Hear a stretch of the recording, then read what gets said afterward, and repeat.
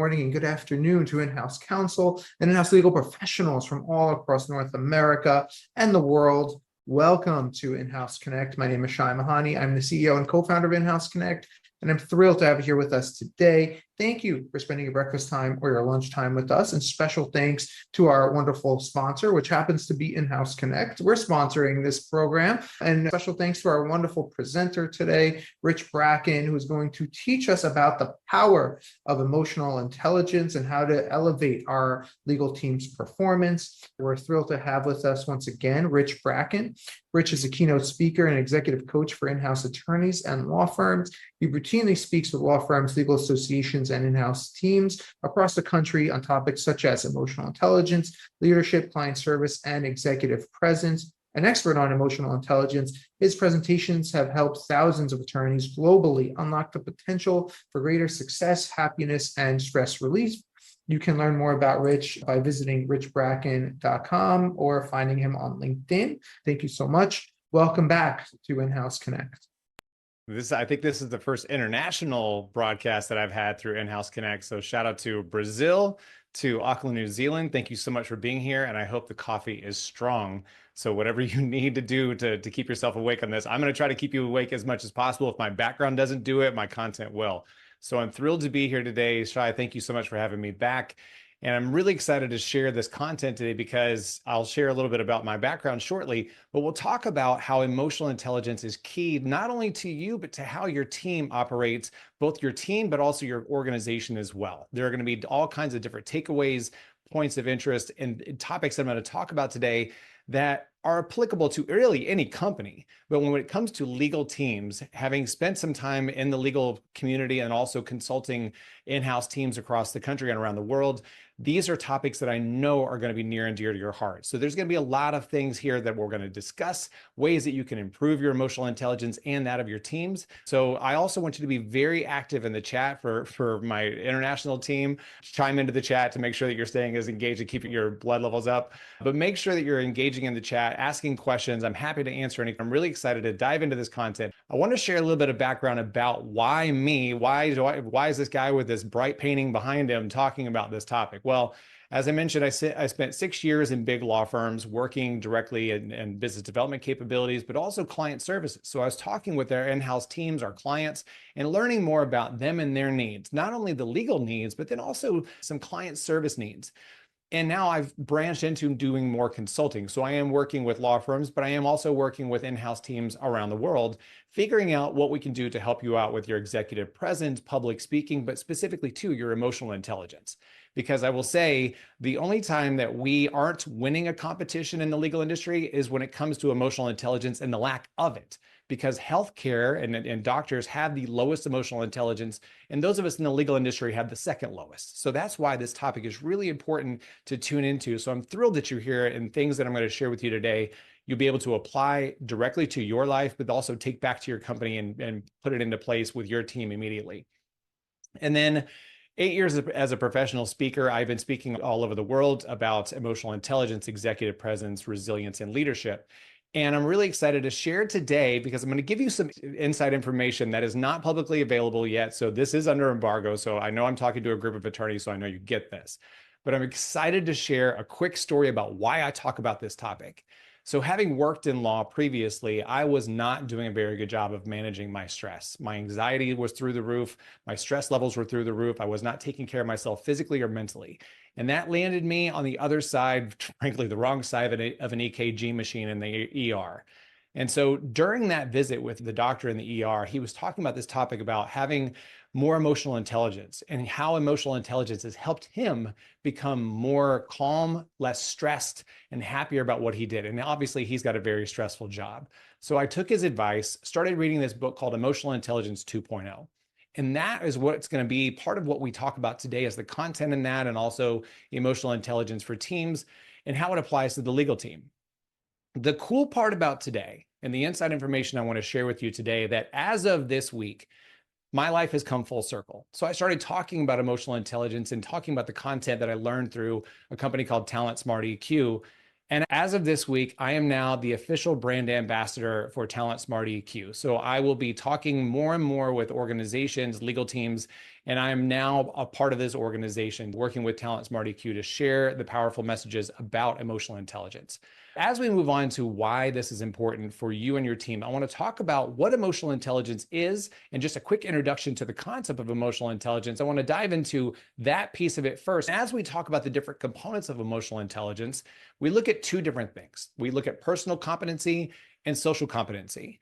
And so when we think about how emotional intelligence is broken down, we think about our self-awareness. That is how we feel and what we're thinking, all of our emotions. With our self-awareness, it's really what we're feeling on a day-to-day basis. And it's not just what we're feeling, but it's what we're doing with it. So what does our self-management look like? Because we all have our emotions, and I'm not going to tell you that at the end of this webinar, you'll never be in a bad mood again. You're never going to have stress again. You will. But when you understand how to manage those emotions better, you'll have a better foundation of how to get back to the basic understanding of your emotions, how to take back control in your life, how to lower your anxiety and stress, how to improve your communication and your performance and your teams as well. So that's the personal competency side of things. But when we think about the fact that we have to interact with people every single day, we are more connected than we've ever been in our society's history with all of the technology, ways to communicate, emails, texts, Slacks, you name it. There are a multitude of ways to get in touch with you. So we have to talk with people, and how we interact with people is really key. And our social awareness, which is to me one of the biggest pieces of how we interact as teams, especially legal teams, is a key component of how you all will interact with your team members, both internally in your legal teams, but then within your organization as well. And then finally, everything wrapped into one is your relationship management. And what I always indicate in this is that if you think about the first 5 people that come to mind, work or personal, and you rate them on a scale from 1 to 10, all of those people are going to have a different level of relationship. And when we think about emotional intelligence, sometimes it's not getting everybody to a 9 or a 10, which is pretty much impossible. But sometimes it's taking the 2s to a 5, the people that you need to just make sure you're managing the relationships, make sure you're engaging in those things. It is not all about making everybody get along, making everybody completely blissfully happy with each other. It's figuring out how you can navigate those emotions and those conversations every single day to have the most optimal performance as a team as you possibly can. When we think about our own emotional intelligence, it's going to change on a daily basis. It's going to escalate and drop every single day. But when we think about how we can leverage some of the tools I'm going to share with you, that makes you more emotionally intelligent. It puts better labels on what you're feeling and also gives you the tools to manage those. Almost 60% of your performance is based on your emotional intelligence. So your knowledge, your 40% of knowledge is great. But when it comes to what you do with that knowledge, what you do with the strategies and the tactics, it all boils down to how you're handling your emotions, how you're handling your relationships and communication as well. When we think about our teams and our company culture, emotional intelligence has 70% impact on how somebody views either joining your company or staying with your company, or how they would refer or not refer to other people. So how your team is led and how your team interacts has a ton to do with the retention of your team and recruiting to your team, making sure that they're performing at an optimal level. And then 76% more engagement from your teams. So when we're talking more, we're communicating more effectively, even agreeing to disagree at times. That gives us more engagement. When we feel more included, when we feel that we have a voice, when we feel that our team cares about us, we are more engaged. So if you have ever had a misunderstanding on your team or in any communication whatsoever, please drop a yes in the chat, because I want to confirm the fact that we all go through this. I work on emotional intelligence every single day, and I talk with companies all over the world every single day. And I still have these instances. The yeses are lighting up. I appreciate the confirmation. And then when we think about our company overall, yes, your legal team needs to have emotional intelligence. Yes, it improves the performance. Yes, it improves communication. But when you think about your company overall, because legal teams, I know for a fact when talking with them, want to have a bigger stake in the company's success. And so when we think about the overall success of a company, and this is not a typo, your company overall will perform at a 22 times level, not 22%, 22 times higher level when emotional intelligence is a priority. So not only your legal team, but your company overall, if you're investing in emotional intelligence, as everybody should be, you operate at a more efficient rate, you're delivering better client service to your customers and your clients. And so it's really critical that we understand that it has a gigantic impact on how we perform overall. But when we're talking about today, we're talking about the legal team specifically. That's why you're here. And I want to give you the tools and benefits of why this is important for your team specifically. So I'm going to dive into the benefits because I want to make sure that Jacob, I see your comment down there, but I want to make sure that you understand the benefits before we dive into this, because I want you to understand the value here. So when we talk about managing stress, if you have ever been stressed at work, please, again, drop a yes in the chat. Jacob, it is a rhetorical question just to give you the heads up, but drop a yes in the chat if you've ever been stressed at work. When we have those stress levels, when we have those instances where something is high pressure, when something is time sensitive, and we're trying to respond as quickly as possible, that is one of our biggest Achilles heel in the legal industry, because we feel like the quicker we respond, the more knowledgeable we are, the more competent we are. But sometimes it's all a matter of taking a step back and providing the right answer, not the quickest answer. But we often stress about the situations that come about, and we don't think about what we need to do to manage our own stress in those situations. We're trying to get the contracts done. We're trying to, God forbid, deal with marketing and sales. I was a marketing and sales director for a large organization, and I'll tell you this, I will never forget the face that my GC made every time I walked into his office, because I was managing relationships with Disney and Marvel and Lucasfilms. And so every time I had an idea, he would be stressed out because I would come to him with something that I wanted to try to pull off. So I will say, yeah, marketing and sales. Hey, recovering marketing and salesperson right here. So I completely have more empathy for legal teams in-house than anybody you will ever have talked to that is not an attorney, because I was the one causing the stress. I understand that. But when we also think about our team performance, this is so important. When we think about trust, you think about any team, think about a legal team, think about sports team, think about an Olympic team. There has to be trust to make sure that we are all performing at the same level and that we are engaged in doing what we need to be doing, but that everybody is doing what they need to be doing. Think about a rowing team. Oh, my sons and I watched the rowing the other day, and they said it's amazing how they all work together. That's what emotional intelligence can do for your team. And if we're like Team America, Team USA, we were blowing people out of the water, no pun intended. Trust is completely necessary here. And the more trust you have, the better your team performs. But the one that I want to point out specifically is the recognizing and valuing contributions. Again, with an empathetic heart, I say that legal teams are not recognized for the value that they provide, both in-house teams and legal operations teams. You provide the lifeblood of how organizations run. Without you, I don't even want to think about that. That actually just brought my stress up a little bit. So I don't want to think about not having a legal team at a corporation, but you are undervalued dramatically. So what I want you to focus on in this instance is, what can you do to understand and recognize your team members? I guarantee you, and I'm not trying to make this sound like a kid show, but I'm going to bring in the analogy. I think about shows like Paw Patrol. Paw Patrol has a team of people that all do something different. Your team is like Paw Patrol, which if you recognize Paw Patrol, you'll probably never, ever forget this. So it makes it easier to watch that show now because you can relate it to work. But when we think about the individual contributions of our team, everybody has a skill set. Everybody's doing something, and everybody is working extremely hard. So if you can take the time to understand how your team likes to be valued, the individuals, and how they can be recognized on a day-to-day basis or on a quarterly basis, please do that, because most times you're doing a very thankless job. But I'm saying thank you from the bottom of my heart as a recovering marketing and salesperson, and for everybody else in your organization, thank you for what you do, because what you do is difficult. I understand that and I respect it. When we think about our self-awareness in these situations, though, it is really important to understand that our emotions contribute to everything that we do every single day. We just have to get through the project, or get through the deadline, or get through the communication, or get through the meeting. But when you can understand it and embrace your emotions in those instances, you actually take more control over your day and your performance.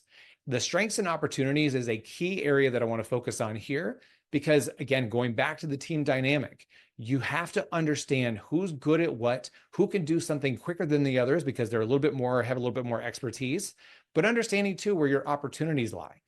Every time I talk with an in-house team, there is some sort of sentiment of, yes, we would love to be able to invest in this, but we just don't have the time. And understanding that if you invest in your opportunities, and you invest in the training, and you invest in the personal and professional development that you need to be doing on an intentional basis, everything becomes easier. You have more control over your emotions. You have more control over your communication in these instances. And so it makes it more effective. It's easier to work smarter and not harder. If you're investing in your emotional intelligence, you will have that capability within your team, but specifically for you personally, it will be easier for you to get through the day-to-day stressors. And when we think about adaptability, resilience is not a strong suit in the legal industry.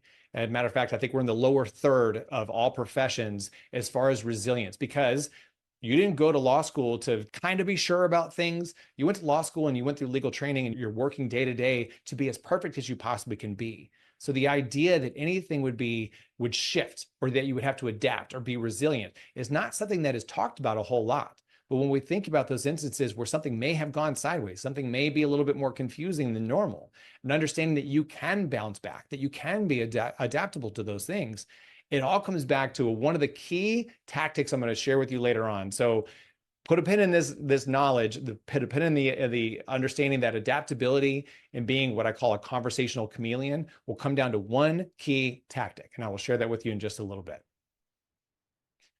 Now, these are two things that also don't get talked about in the legal industry quite a bit, and especially when it comes to in-house teams. We don't talk about motivation a whole lot. We're just doing the things, we're getting through the work, but we don't talk a little bit about why we do the things. You didn't pick law school, you didn't pick this career path because it was, you really liked stress, or you really liked being overworked, or you really liked being underappreciated. There is a motivation there. There's a reason why you do what you do, because it is one of the hardest, if not the hardest jobs in corporate America, or in any industry, frankly. So understanding what your motivation is and what your team's motivations are is really critical. Understanding how to motivate those individuals, because people may be motivated by recognition. People may be motivated by a thank you. People may be motivated by giving them different tasks and things that they can work on. I work with in-house teams all the time. And when I dive into the individual needs and the motivators, I hear things like, I would like to have more opportunities to speak in a meeting. I would like to have more opportunities at bigger projects. And so we talk amongst the team about how we can make those things happen. So that may be the motivator that is missing from your conversations, your team meetings, just to dive into the motivations of the individual. So I will, and yes, Lisa, the slides will be shared. So for those of you that are trying to keep up with all the writing and taking all the notes, rest assured, this will all be provided in a PDF after the webinar. So I want to save all your hands and wrist cramps from having to take notes. But when we think about those motivators, take some time to invest in your team. Take some time to talk to your colleagues and say, why do you do what you do? And do some self-reflection on this too. Why do you do what you do? What do you really enjoy about law? What do you really enjoy about being an in-house counsel member? And when we understand those motivators, the tough times are a lot easier to manage. They're still going to come, but you still need to understand that when you have that motivation, when you can dig deep and say, this is why I do what I do, and this is why I love what I do, then it makes it easier to get through those. And empathy is one that we don't talk about near enough. It's getting better, but it's really important to understand that we need to be more empathetic in the legal industry and legal interactions.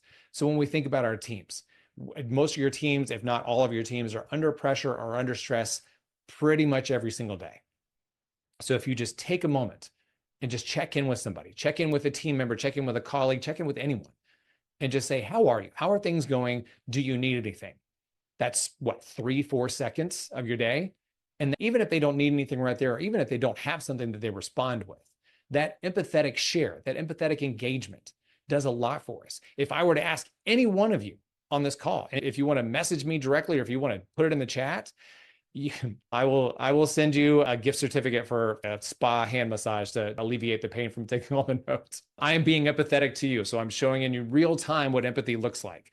I understand the needs to relax and not take so many notes, so I'm being very empathetic in this time, and I'm addressing your needs as well. But even that 4-second interaction does a tremendous amount for not only our relationship build and our team build, but you would also feel great. And hopefully, Estelle, you felt better when I said, hey, I'm willing to take care of you. I understand your pain. That feels good, to feel cared about, to be seen, and to be heard. So try that out. Try that out with your team, and try it out with yourself. What do you need? And Estelle, I know what you need because you've been taking notes furiously. But if you understand what you need on a day-to-day basis, then it makes it easier to get through the days that are stressful, that are high pressure, and understanding how you can thrive in those instances is critical.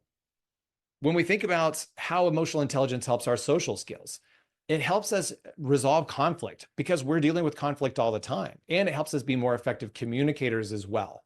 And so when we think about the different instances that we have with communicating, again, going back to the marketing and sales, asking deeper questions, following up with things, asking a little bit more around deadlines and timelines, but understanding how we can be more clear in our communication and ask better questions. It allows us to not, again, work as hard, but work smarter.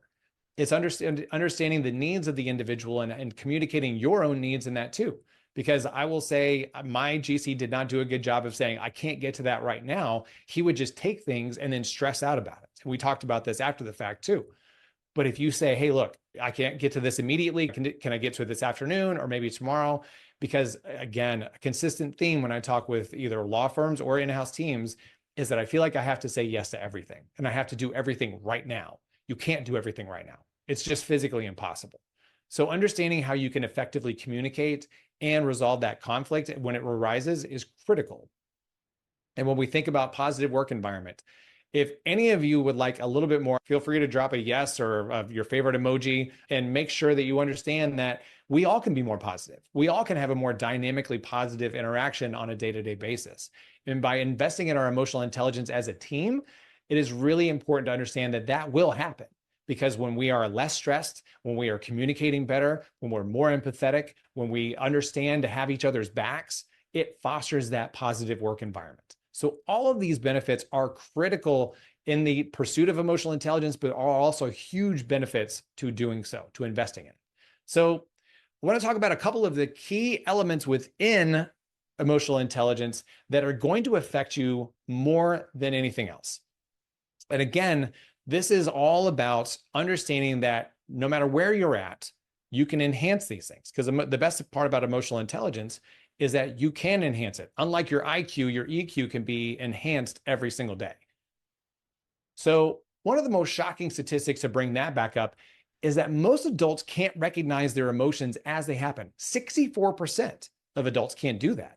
And what I mean by that is that we typically are either having situations where our emotions set in, and maybe you're frustrated about something, but if you stopped and really dug into the reason that you reacted in a certain way, it may have something to do with a different interaction. I'll give you a perfect example that I had an attorney that I worked with at one of my law firms once that was just condescending all the time, and it stressed me out. But when I dug into it, when I dug into my own emotional intelligence and tried to figure out why it was making me feel that way, it really tied back to my childhood. And so it was the shame or the frustration from my childhood that was manifested in this interaction that I was having with this attorney. But also, we don't have a very strong emotional vocabulary. We tend to go to the fail-safe words of fine, good, all right, okay. We don't want to stray above that middle line, but understanding that we can expand our emotional vocabulary to talk about when we are really excited or euphoric, or when we're very frustrated, or we're a little bit more fearful of things. When we expand our vocabulary a little bit outside of the norms, we'll call it the primary colors of emotions, we can describe more accurately what we're feeling, and we can deal with it in a more head-on way. With that enhanced emotional vocabulary, you can dissect the problem and figure it out and work through it in a more effective way. Now, journaling is not for everybody, but what I will say is that if you could just take time during the day to recognize and reflect on what's going on. I always encourage people to do this during lunch for 5 minutes, and at the end of the day for 5 minutes, 5 minutes minimum. But just take time to say, okay, the day started, it's now lunch. Where am I at with my emotions? Where am I at with my stress levels? What is going on in my world? And how did I go from being happy this morning to eating a salad angrily at my desk at lunch? What happened in between there?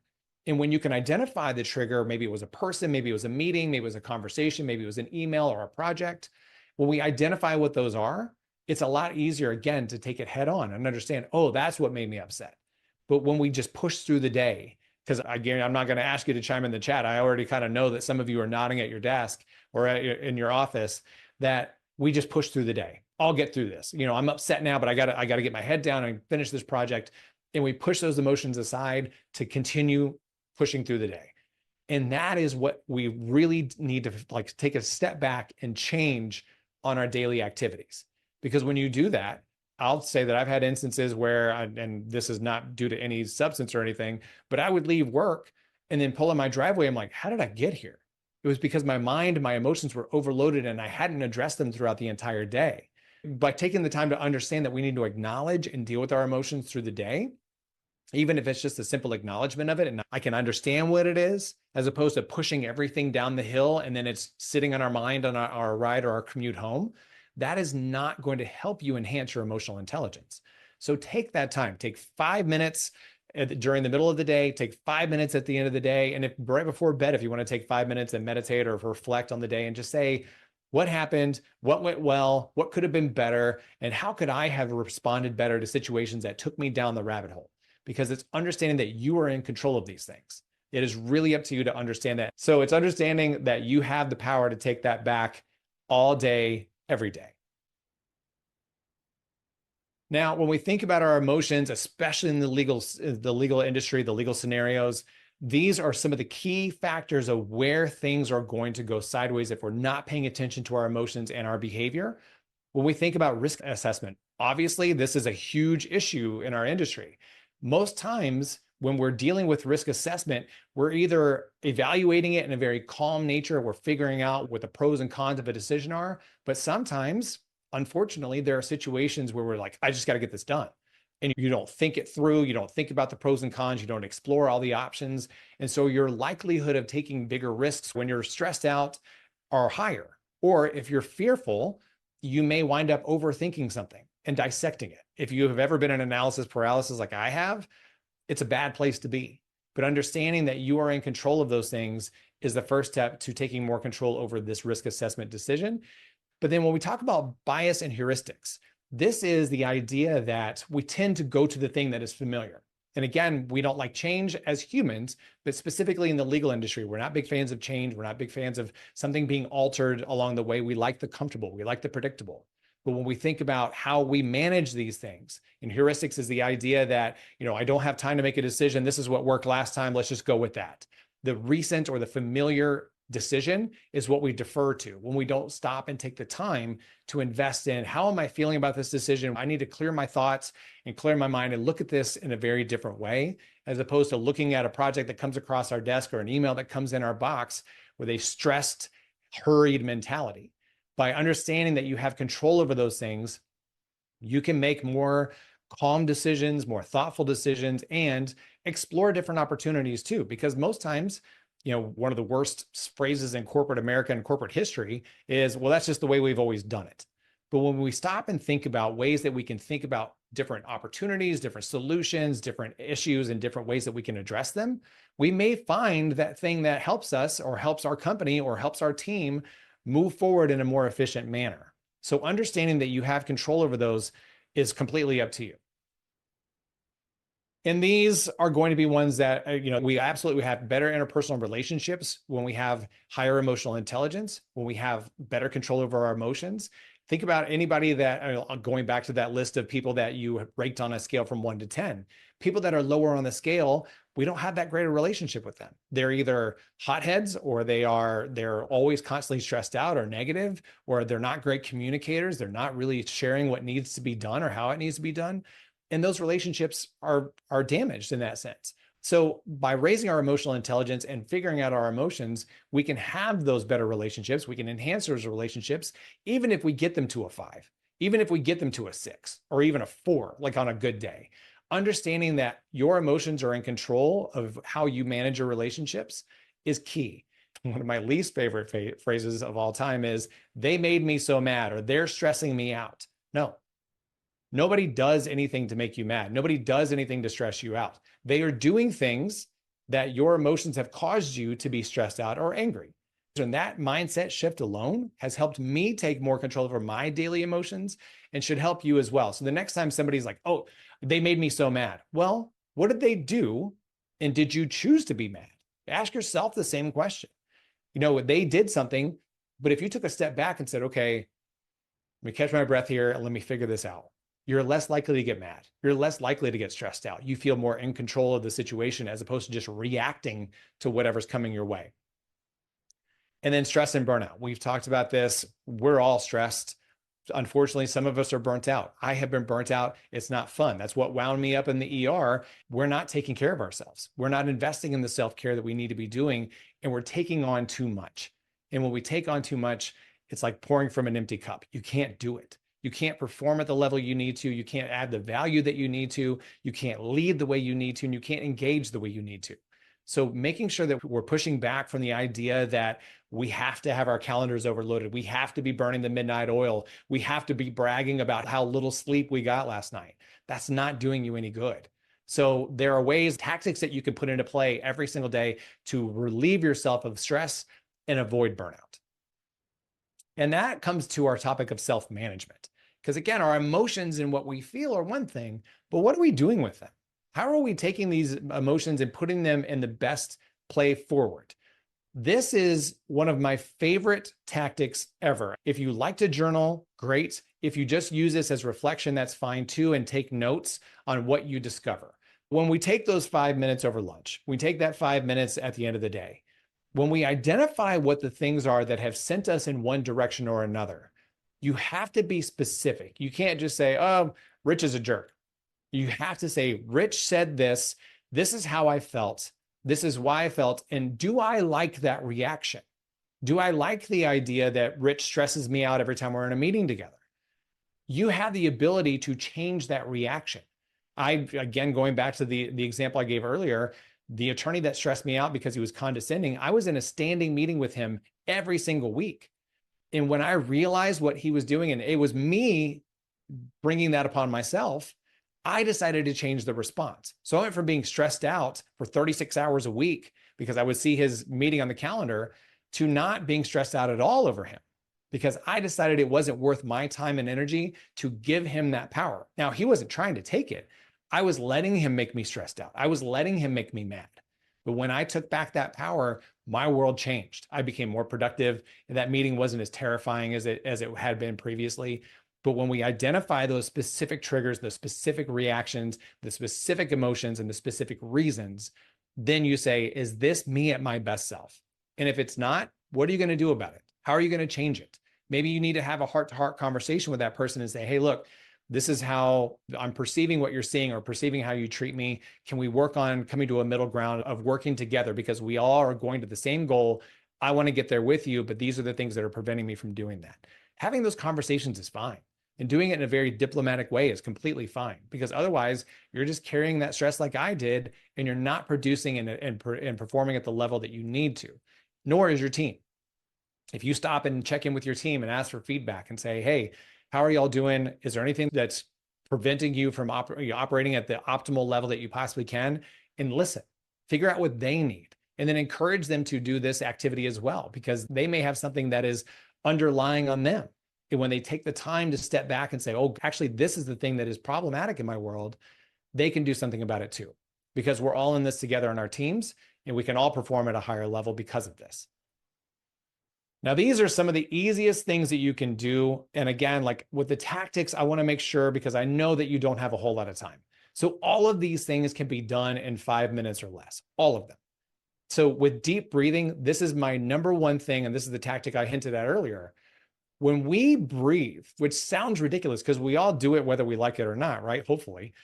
But if you take a deep breath before responding to a statement, responding to a request, responding to a conversation, an email, a text message, you have the ability to get your mind right before you respond, before you say something, or before you just lose your emotions in that moment. So it's really important to understand that taking that breath, and again, I call it the 5-second rule. You know, the 5-second rule usually applies to whether or not you're going to eat something off the floor. So if you can take 5 seconds to decide whether or not you want that cold quesadilla on the floor, you can also take 5 seconds to not react to something. You can take 5 seconds to take your power back in a conversation. You could take 5 seconds to manage your emotions and regulate your emotions so that you are presenting your best self. So the new 5-second rule right here, you make sure that you're taking a big, deep breath. If somebody asks you a question, let me think about that for a second. You're buying yourself time. You're dropping your own stress levels. You're dropping your own panic mode. You're dropping that fight or flight response, and you're taking more control. That can change the game on so many interactions and so many days. Try it. The 5-second rule, you've heard it here first, the new 5-second rule, to make sure that you are taking control over your days. And then self-care, I'm happy to share with Shai so he can distribute this with the slides. I put together a document that's got 50 ways that you can invest in self-care in under 5 minutes. This is something that I live and breathe by. It is everything from meditation to listening to music. There are plenty of options in there that you can take 5 minutes in your day to invest in that self-care. But making sure that you're investing in that mindful time in 5 minutes will make sure that you are taking better care of yourself. And it's not that difficult. Most everything, if not everything, is free and easy to do. And sometimes they're fun.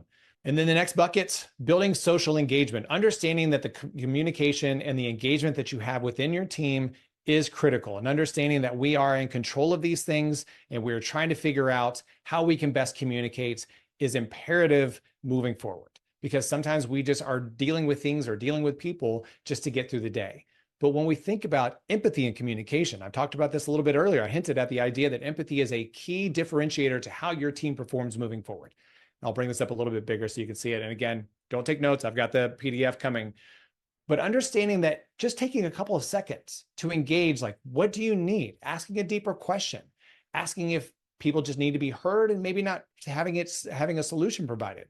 You know, the one of the key communications in leadership is, do I need to figure out how we can get that gift card to you and we need to have a slushie together? But when we think about empathy in those communications, it builds relationships. It helps us understand a little bit different how we need to react. Because how many times do we hear somebody with a problem and we immediately go into fix mode? And maybe that's not our job. And we're spending more time and energy trying to fix things when it's not our position to do so. It's important to understand that those deeper conversations and active listening enhances our understanding. It allows us to be more effective in the communication, and it allows us to serve the person that we're talking with in a more effective way. Because active listening is a lost art. We are now at the point where we are so distracted, we are so impulsive in our listening capabilities that we listen to talk or we listen to respond. But if we just stop and take a minute to really full body listen to what's going on, what the person is saying, and how they're sharing it, it allows us to be more effective communicators. One of my favorite speakers of all time is Simon Sinek. And he talks about the distraction of technology and how it's cut back on the ability to be leaders and just good people.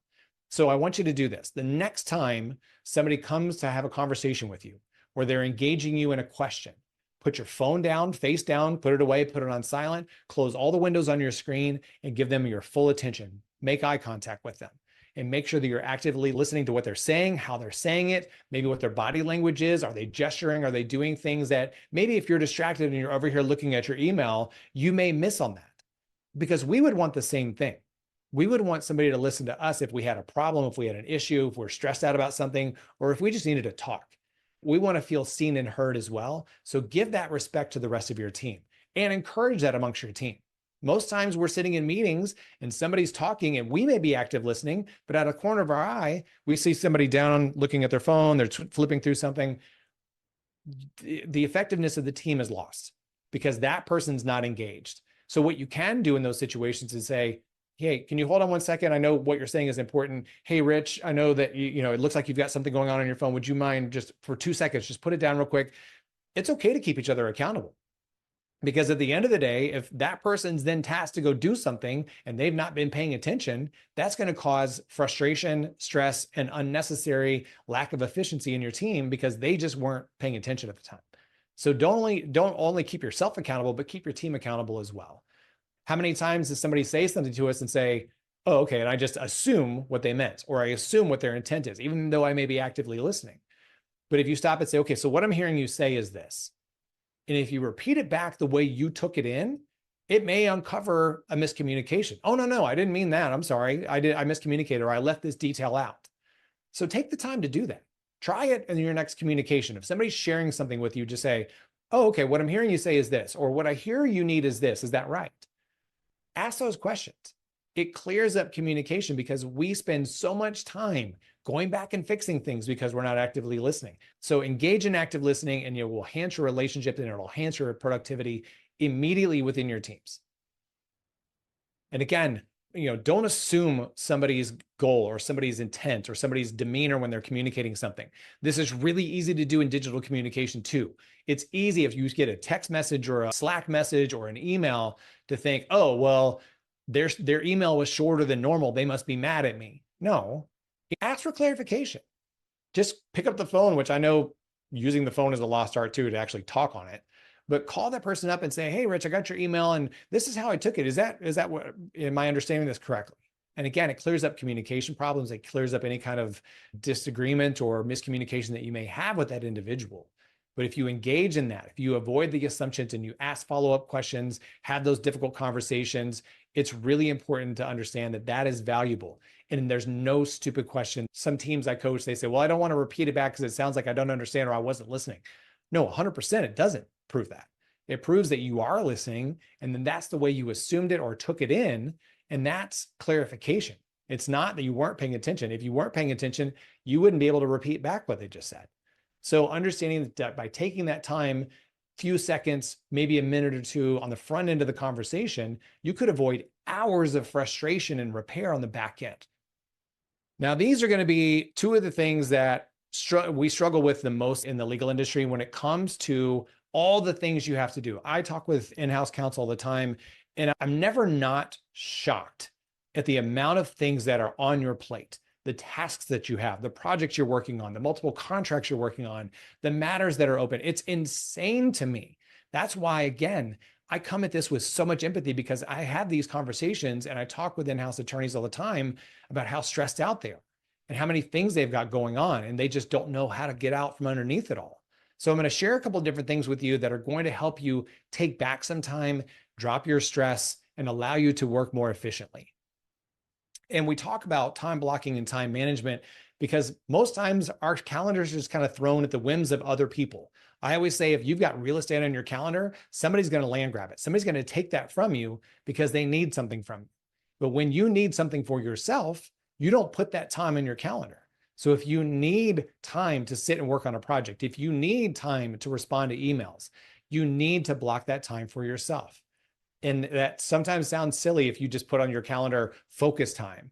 No, if you need to lock your door, turn off your email, turn off your phone, and focus on a project to get it done and give it your full attention, you're allowed to make that block. You're allowed to have that. Georgina, I'm glad that you use that focus time every workday because we need to be investing in that. In school, we had 5 to 7 minutes between classes to shift gears, to have that time to get a drink of water, say hello to our friends, go from the math mentality to the English mentality, switch books out, switch gears. But we don't do that as adults. So by blocking 5 minutes after a meeting, it allows you to say, okay, what happened in that meeting? Who said what? What are the takeaways? What am I responsible for? What can I delegate? As opposed to, you get done with that meeting, and then what happens? This last meeting ran long, and then you're in that next meeting, and you don't have the ability to address those things. And God forbid your calendar is back to back to back to back to back. And then at the end of the day, you look back at your notes at 8 o'clock or 9 o'clock in the morning, and you think, oh God, I could have gotten that done, or I could have sent that email to that person. And then you're spending more time in the back end of your day. Front end investment of a little bit of time goes a long way to alleviating the long nights and the long tasks that you do after hours or that you're doing when you don't want to do them. So investing in that adult passing period, blocking that 5-minute time. I know some programs have now defaulted that you could put 25-minute meetings or 45-minute meetings. Give yourself that time back. When that meeting gets booked, immediately block the time after that so that nobody can grab that from you. Because you're valuable assets within your organization. You're valuable people. You have a wealth of information and people need your attention all the time. But if you need to get things done, if you need to shift gears, if you need to practice taking better care of yourself in between meetings, that is up to you. And again, the other difficult thing that is hard for anybody to do, but especially in our industry, is setting boundaries, setting and holding them. Because we'll say, oh, I've got great boundaries. I understand that I can keep these people at arm's length, but how often do you practice it? It comes back to making you the best version of yourself. It's not the fact that you're being the no person. I work with GCs quite often that say, I hate being the no person or the fun police, but understanding that it's okay to say no. It's okay to say, I can't get to this right now, or it's okay to put those boundaries up and stick to them. And it's not you saying no 100%, but it's you saying, look, I can get this later on today. I can deal with it tomorrow. Or can you go talk to this person? I'm sure they can help you. I just don't have the capabilities right now or the capacity. And understanding that you're not saying no, but giving them other options. Or, hey, I've got 5 minutes to talk about it right now. Let me give you some options that you can probably go figure this out on your own, and sending them on their way. All of those options are available. But so often we just say yes to everything because we don't want to say no because we're people pleasers. By nature, society, we want to make sure that we're doing everything for everybody. We don't want to be the one that's disliked because we've said no or not right now. Again, This is all in the vein of you being the best version of yourself, taking care of yourself, setting that boundary and protecting your time and your energy. Because if you're walking down a hall and you've got your arms outstretched and people are just stacking books on your arm all day long, your arms are going to give at some point. And that's what boundaries do for us. They prevent people from stacking things on us that we can't say no to or that we don't feel like we can say no to. So this is your opportunity to set those boundaries, to establish where those are, but take these into consideration. When you get this PDF, go back and read this slide specifically and figure out what you can do to set better boundaries and hold true to those boundaries and see how you can benefit from it. And again, all of these are going to be helpful in that decision-making process. And we'll also recognize it's one of the hardest things to do. It's going to take practice. You're not going to be able to come out confidently and say no because you're going to say no or not right now the first time. And you're going to have that voice pop up in your head of like, oh, did I just make them mad or did I upset them? Maybe, but you can't also control other people's reactions. So taking care of yourself, understanding that you can help them get to a resolution without you taking on the brunt of the stress is critical in the decision-making process and how you can optimize your performance moving forward. So I'm going to keep you accountable on some things. I know we've gone through a lot of content. That's why I want to provide the slides so you can go back and read through these again, because it's a lot to take in. But when we think about the new habits, I've got 4 things I want you to do moving forward. First one, your self-awareness exercise, understanding that the people, things, and meetings and communications that trigger a negative response, identify what they are. The 5 minutes over lunch and the 5 minutes in the end of the day, identify those specifically, put very specific details to them, and understand that your best self needs to be in that response. If understanding that your response to the current trigger is not ideal, what are you going to do to change it? Second, block time on your calendar. Set those intentional blocks to get things done, to get caught up on tasks, to invest in your self-care. Again, you'll have that document with the slides about self-care in 5 minutes, and give your body and mind time to shift gears and replenish. We don't take care of ourselves enough in this industry. That's why we have some of the highest rates of burnout and stress management in the country and frankly, probably in the world, to be honest. So block that time. Find that non-negotiable time and put it on your calendar, and don't apologize for it. You have to take care of yourself and you have to get things done for you. Third, practice empathy and active listening. Explore those conversations, explore those opportunities to ask deeper questions, to ask follow-up questions. Ask that next question. So understanding that is really critical, and pay attention to those nonverbal cues. And if it's digital communication, don't be afraid to ask a follow-up question or clarify what you are anticipating or what you're assuming they're saying. And finally, the 5-second rule. Mindful breathing will change the game. If you do nothing else on this list, start today with mindful breathing. Before you respond, before you acknowledge something, before you respond to an email, before you do anything, take 5 seconds and catch your breath. Lower your blood pressure, lower your stress levels, and then you're in a more clear mind to make a decision, to communicate back, and to be more effective both with your response and with your relationships. So these are your 4 new habits. Again, you'll have these. I want to keep you accountable. So I want to hear, and I'll give you my communication later on. But as we're moving forward, set some goals on these. Ask for feedback. How am I doing? By investing in yourself and doing these things, you're going to get 1% better every single day. And by doing that, over time, you're going to have more control. You're going to have more balance. You're going to have more productivity and satisfaction with what you're doing. But it is up to you to invest in yourself. You are your most important resource. So invest in yourself moving forward. Appreciate each and every one of you for being here. I appreciate you investing in yourself, and I appreciate you spending the time. Again, if you want to scan that QR code and connect with me on LinkedIn, I'd be happy to answer any questions or any follow-up or anything that you want to know more about. I'm at your service. I want to serve this industry as much as I possibly can. And again, from the bottom of my heart, I appreciate what you all do, and I appreciate how hard you work. I just want to make sure that I'm doing what I can to help take care of you. All right. Thank you so much, Rich. I just want to chime in and say thank you for another wonderful program. Tons of practical tips and insights and advice. Folks, hit the poll if you want to connect with Rich further, scan the QR code, and you feel free to email Rich for those slides. And we're going to get them as soon as we can, but Rich has them direct. So feel free to engage with Rich directly.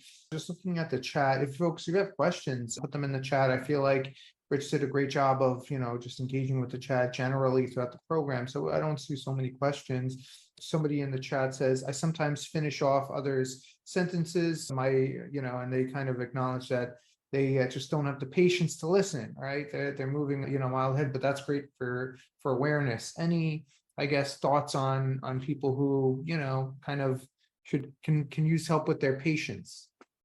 Yeah, I will say that doctors are actually the worst at this. I think it's 12 seconds in, doctors will interrupt patients when they're describing their symptoms as they take the person initial intake. Again, shoe on the other foot. Do you want people cutting you off and assuming what you think and say? So when you go to do that, catch yourself. Because as we're thinking it, when somebody's talking and you're like, oh, I want to say, because I want to hurry them through, take a step back mentally and just say, I want to hear what they have to say. I don't want to assume what they have to say because I wouldn't want that done to me. So it's, again, the golden rule of this is critical, but again, it's a practice that you're going to have to put into play to learn how to not do that. Got it. One more thing, somebody in the chat basically chimed in that, sometimes they need to better understand why they're feeling a certain way, why they're upset, why they're angry, why they're, frustrated, why they're, short-tempered. And to unpack that and figure that out takes some time and self-reflection. Do you have any advice on helping people, figure out why they're feeling a certain way? Yeah, it goes back to the activity of reflection, journaling, taking the time to really reflect on things, because I will say there are days, especially even now, where something will happen and I'll feel a certain way. But if I stop and take the time to say, okay, why am I feeling that way? Because most times we feel it, and especially if it's something that's negative or emotional, we're like, I can't deal with this right now. I'm just going to move on to the next thing. But take your time to figure out what that is. Unpack why you feel that way. Because if you continue to suppress those feelings and suppress those emotions, it's just like shaking up a bottle of Coke. It's going to explode at some point. So when you understand and can change the response on something, that actually gives you more power. So again, that front end time of investing saves you a lot of time and heartache on the back end and heartburn in a lot of situations. But understand that it really is up to you to invest that time on the front end, ask more questions, pause a little bit more, and it actually helps you on the back end of your productivity and your time. Got it. And last question, can you please reiterate your verbal response to the condescending attorney that changed post self-awareness? Yeah, I think I look at it in a couple of different ways. There's condescending in a very aggressive tone, which to me is a great opportunity for you to say, hey, look, hold on. And you put your hand up and say, I'm going to stop you right there. I don't appreciate how this is happening, and just remain very calm with it. But just that establishment of verbal confrontational condescending behavior can be this. Now, with the individual that I was referring to, my verbal response to him moving forward, because I'll set it up real quick. Every time I would go into the meeting, he would have something to complain about. He was mad about something, and it's not, I call it the paper cut condescending. Because he's not hurting my feelings. He's giving me that annoying jab that for the next week I'm feeling, because it's like an annoying paper cut, which makes me feel better about how I talk about him. But when we talk about the annoying paper cut of condescending, I proactively went in a positive way. And I went in prepared. I went in with things I could talk about. I wasn't just taking it, because I went into that meeting when I was stressed out about him. I was in a very defensive, but also very passive mood. But when I walked in, I was like, hey man, how are you? How's everything going? Hey, I have this update on this. Because it was always that gap of time at the beginning of the meeting where he would issue the paper cut. So when I blocked that time, or I took that time up with positive things and with positive interaction, or if I went on his LinkedIn and saw something and was like, hey, I saw on LinkedIn that you were at this event. How'd that go? It took his power away, and it allowed me to have control in the situation. So aggressive, it's this, but it's also like in the paper cut, you can take that proactive approach to positivity, but you can also at times say, hey, I heard you say this, and this is how I took it. I just want you to repeat back to me exactly what you said, so that in my mind, I understand word for word what you said. So when you say that to somebody who is being condescending or is being passive aggressive, they check themselves a little bit. And sometimes you just have to chalk up the fact that you're going to deal with people that are just going to be condescending because they like the sport of it. Like they just enjoy being jerks. And that's up to you to understand that, hey, look, I understand going into this conversation that this person's going to be a jerk. I understand my emotions and how I react to that. So I'm going to put up a barrier now and go in prepared, as opposed to going in and getting blindsided by that negativity. If you went to watch Friday the 13th and you were expecting it to be a rom-com like You've Got Mail, you're going to be disappointed. But if you go into a scary movie knowing it's going to be a scary movie, you're better prepared for it. One follow-up question. What if the, attending council is not ready to change? What if they keep doing it? Great question. Again, going back to the fact that some people are just going to be negative because they like to be negative. I call them the Eeyores in your work environment.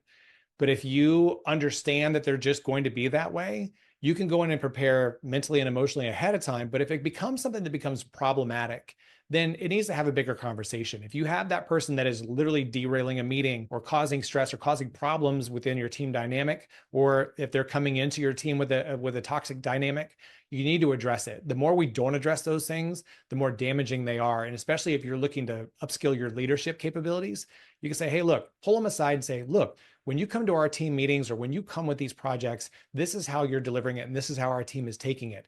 We're happy to help you, but we've got to change the dynamic because again, we're going towards the same goal. We just need to do it shoulder to shoulder and not against each other. Love it. Lauren says that her COO recently called her specifically to ask about something she said that she took bad, but she didn't like the conversation, but it was great to have an open conversation. It's good to, I get in this world, me and my wife fight about this sometimes, but I like to, if something upsets me, I have to confront the people about it. It's about doing it, with the right tone and sensitivity and mindset. It's hard, but it's got to be done, especially as in-house counsel, where we're dealing with people who are important, who are up there. We're dealing with big time, issues and really impact the company. So we have to have the courage to stick with our convictions and follow through. And core to that is having the right emotional intelligence to execute. I applaud you, Lauren, for sharing that. So thank you for sharing that instance with us, but also thank you for having that conversation with your COO. It does open those bigger conversations. It does allow us to understand how we can work better together. So I applaud you. Thank you for sharing that. And thank you for your bravery. Okay, awesome. All right, we will wrap up here. Rich, any closing remarks before we sign off?